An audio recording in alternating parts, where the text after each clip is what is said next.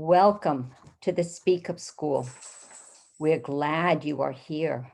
We are going to introduce you to the Speak Up School, which is designed to deliver a series of power-packed trainings that we hope will inspire effective testimony to the Washington State Redistricting Commission. Our goal is to empower you to speak with your unique voice and advocate for the changes you hope to see. This module asks and seeks to answer this question: why is redistricting important? We are hoping that you will become cognizant of the difference that redistricting can have on the democratic process, and you will want to share your input so that redistricting this year will be done in a fair and just way. The Speak Up School takes you through a series of training modules. You see them on this slide. This module is the first one. You are here. We'll discuss the important role that redistricting plays in our democracy and prepare you for the work ahead. Additional modules are Module 3, Data Lens, a way to look at some critical questions that you might want to consider as you plan your testimony according to your focus. Module 4, how to prepare your personal testimony and give you tools to create a statement that clearly communicates what you want the commissioners to hear and do.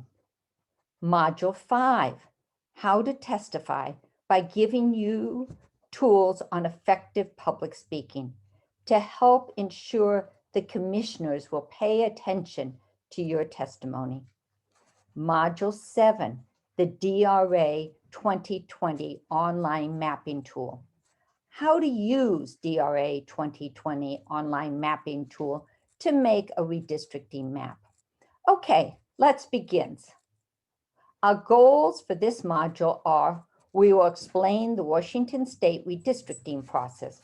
We'll help you understand how it works and what you can expect when you testify. We'll review the criteria required by the state constitution in drawing district maps. We will emphasize the importance of having citizens participate. Your voice matters. Redistricting is the process of drawing legislative and congressional district lines so that each district has approximately equal numbers of people. The process uses information gathered from the most recent census. We believe districts should be drawn in a way that ensures citizens have a voice. When districts are drawn in a fair way, democracy works. This matters. This is the timeline for both when the Speak Up Schools have been held and also for the Washington State redistricting process. We have already been told the dates of the hearings will be in each in each congressional district, I apologize, in May and June, and then they are expecting to schedule others also in July and August. Then we expect that they will do some introductory or some draft maps, and then they will have another time to get public input during September and October of 2021. After the Speak Up Schools are held, coaches will work with those who are going to testify so that they will be ready for the public hearings. The commission needs to have the maps drawn up by November 15, 2021. The state legislature can suggest minor amendments, but these can only affect less than 2% of a district. It only has 30 days to amend the commission's maps by a 2/3 vote in each chamber. final approval deadline by the legislature is February 9, 2022. Next, let's look at the current commission. Who are these folks? The 2011 Redistricting Commission is a 5-member independent bipartisan commission where 3 of 4 voting members have to approve the maps. The commission was established by constitutional amendment in 1983. The majority and minority leaders of the Washington State Senate and Washington House each appoint 1 commissioner. The commissioner cannot be an elected official or a party official in the prior 2-year period, nor can the commissioner be a registered lobbyist within the past year. There is a 5th commissioner, the chair, who is a non-voting member and is nonpartisan. The chair is appointed by the 4 other commissioners.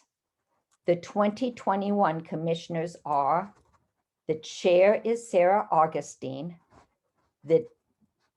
One of the Democrats is Brady Pinheiro Walkinshaw, and the other Democrat is April Sims. One of the Republicans is Joe Fain, and the other one is Paul Graves.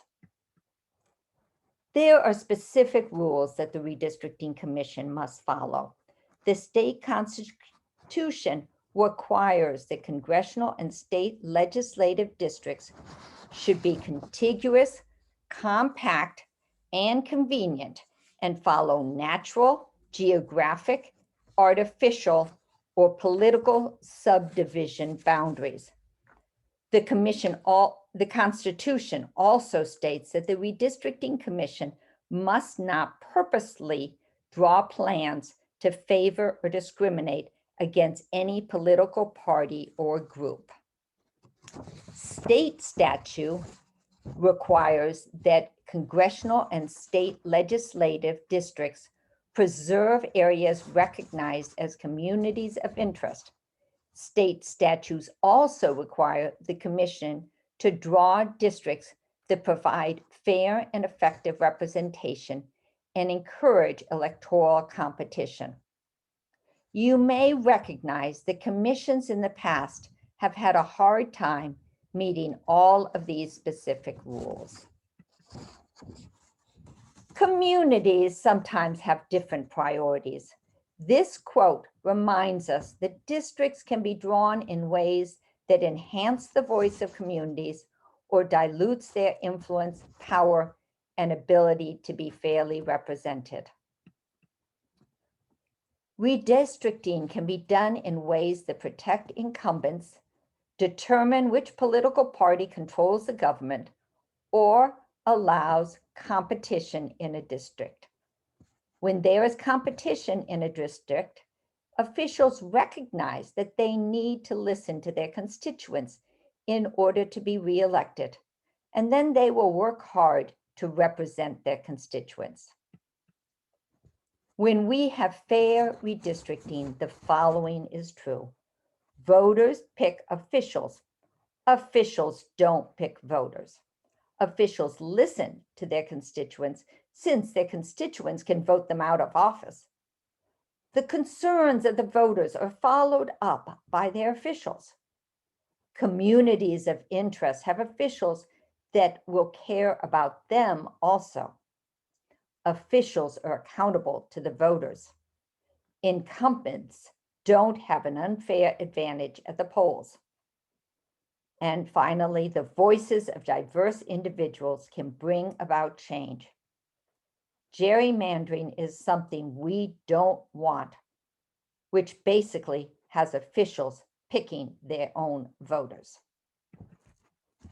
This is the way that Washington State's congressional districts are currently drawn. We have 10 districts, and we will continue to have 10 districts. This is the way that Washington State legislative districts are now drawn. It is interesting to note that the 15th district now has a majority Latino population, but does not yet have a majority of Latino voters since the count includes people under 18, undocumented immigrants, and permanent residents. There are now 4 so-called majority-minority districts in Washington. The other 3, the 11th, 33rd, and the 37th, are all in South King County. We hope that you agree that your testimony will be important. Here are a few additional reasons for you to testify. We want to remind you that you and your organization hold a unique perspective. You probably want to better inform policymakers and your community of the issues that are of concern to your community. You may want to grab the attention of the media on an issue. You may want to attract attention to an issue or a position to the general public. And then finally, you want to position yourself and your organization as advocates for an issue. Our goal is to help you create the best possible testimony. People who testify can make a big difference, maybe not at each hearing as one individual, but as you and you and you and me. People who testify also let others know that you are an advocate on an issue. It also helps coalitions form, and it lets the media know about the issues you care about.